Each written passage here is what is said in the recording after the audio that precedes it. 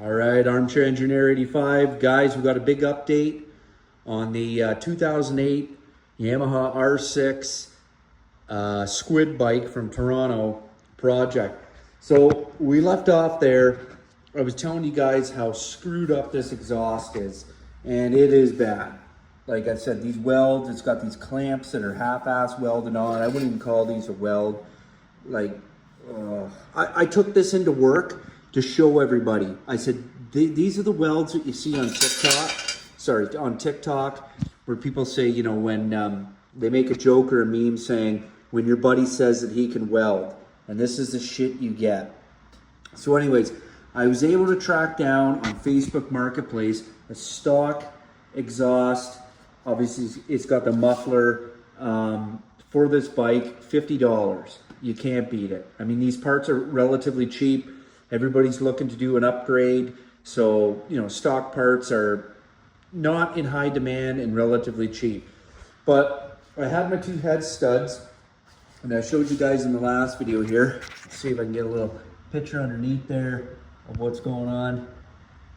Yeah, they're on right in there. But I was able to get them out, and it wasn't easy, and it was very time consuming.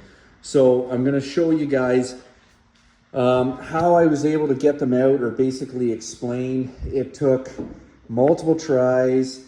There was two that were broken. One was quite a bit longer than the other. So we'll talk here about the first one here. I used one of these Nylox nuts, which I don't suggest because I went through quite a few of them. And, you know, obviously you melt the Nylox, which is what bites into the bolt to hold it on. And it wasn't the greatest. And neither was this welding, neither was this technique. But this stud was quite a bit longer, so it worked this one time. You can even see that it's not even on straight. I somewhat got off lucky considering how many tries it took me with this style of nut. And anyways, so day one probably took me about 2.5 hours of, you know, missing and failing, and this is what I got here. So I was pretty stoked, but I knew I wasn't out of the woods yet because the other stud was in worse condition and it was quite a bit shorter. So what I did was I got some advice, and I did a washer and a bigger nut here, and I welded it on, and when I went to twist it, it broke off the stud. So my short stud became even shorter. You can see it right there. And I tried the best I could to get, I used a lot of stick out on my welder to get like to fill in all around the stud so that it would bite into it more. And you can see here, you know, a bit of gaps, but you can see where it was biting onto it. I mean, it obviously was biting onto it, but it just snapped it off. My welds overpowered the actual stud. So I thought to myself, you know, this isn't really going my way. So what I did was I went out and I got those bolt biters, or I borrowed a set actually off of a friend, and I tried to get a bolt biter on it, and it just wouldn't work. It kept slipping and slipping and slipping over and over.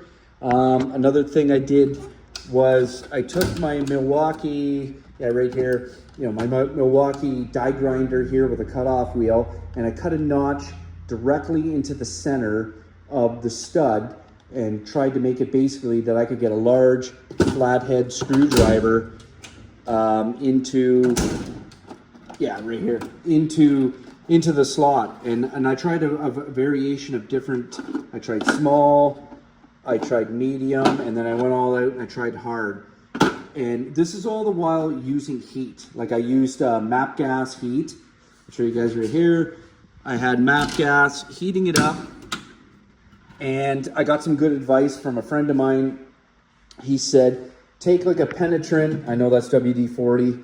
I was actually using liquid wrench right over here. And he says, heat up the stud, and after you take the heat off it, shoot penetrant in it, and it'll basically work like solder. It'll suck it into the threads in the hole. It didn't work. So I went back to what worked before, and what worked before was the welder. So on my last try, I had very little stud left. I got a smaller nut, and I welded it on, Look at it, all nice and straight, and it bit in. And you can see, like all this thread right here, that was in the engine block, that was in the head. And it had about half of a nut to grab onto that, and it was just the way I did it. And so, you know, if you want to use a washer, that's fine. But basically what I did was, I'll show you my gun nozzle, and this works great. You can see that it fits right over the end, like perfect. So I got underneath the bike, and I got the nut right over the stud, and I squeezed the trigger and I pulsated it. So basically I went brap, and I waited a little bit, and then I gave it another brap, and then I waited and I gave it a little more brap.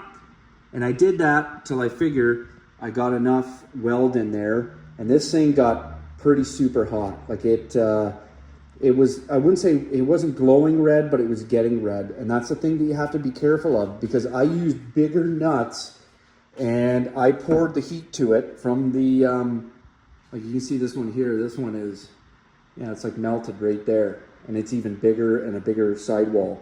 You have to be careful, because if you do too much heat too quick, you'll just melt off the, you'll melt the actual nut. So you have to be careful there. And this worked perfect.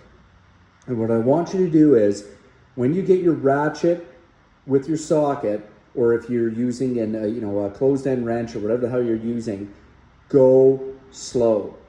Just do not even quarter turns. We're talking little 1/8 turns at a time, and wait. And then give a little more. Because what you don't want to do is, you don't want to overpower the welds, and you don't want to break them, but then you don't want to overpower the stud and break the stud.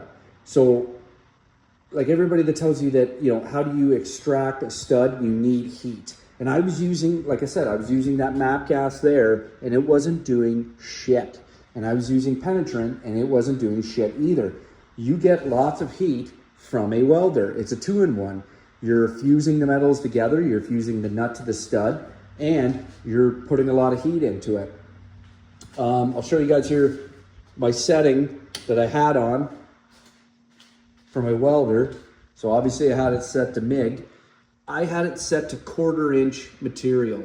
Not the highest that this machine can go, but definitely very, very hot. And like I said, if you pulsate it and you monitor the heat, you can get a lot of heat without melting, and you know, you can basically really set this up for success. Anyways, it was very time consuming. I wish I could have filmed it, but the amount of edits, I probably went through 30 nuts, you know, and like 8 washers to get this done. But I had a quote from an auto shop, because I was planning for a worst case scenario. And I thought to myself, okay, well, worst case scenario, I have to take it in. And this is like when it first happened, when I had 2 broken studs, when I discovered that. And I got a quote at $500 for 2 broken studs, because they just don't know. They don't know what they're getting into. They don't know how hard it's going to be, but they said basically it's going to be $500. Well, that's about what the cost of 2 brand new tires, which I'm going to have to get for this bike, costs. So I was like, nah, it's not going down like this. I'm not spending money on something so small. And I understand it's difficult, but I'm just, no, with 2 studs, screw that.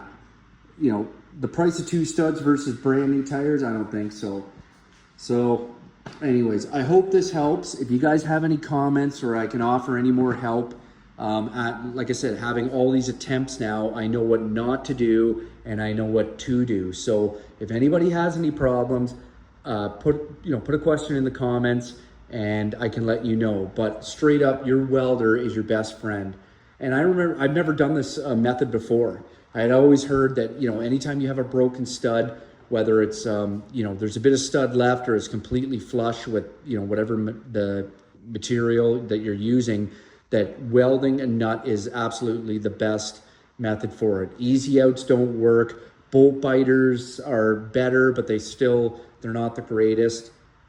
and I can confirm that this method, it's not perfect. I mean, you know, you don't just weld a nut on there, because I broke so many welds. And like I said, I did a bunch of stick out trying to get in between to get it wrapped around it and on top of it, and it still fought me. I spent easily 4 to 5 hours on 2 studs, but I was able to get them out. I was able to save $500, which will go into the tires, and I was able to move forward in this project and learn. Guys, Armchair Engineer 85, please like, comment, and subscribe. Any questions I can help you with, any problems, let me know. Peace.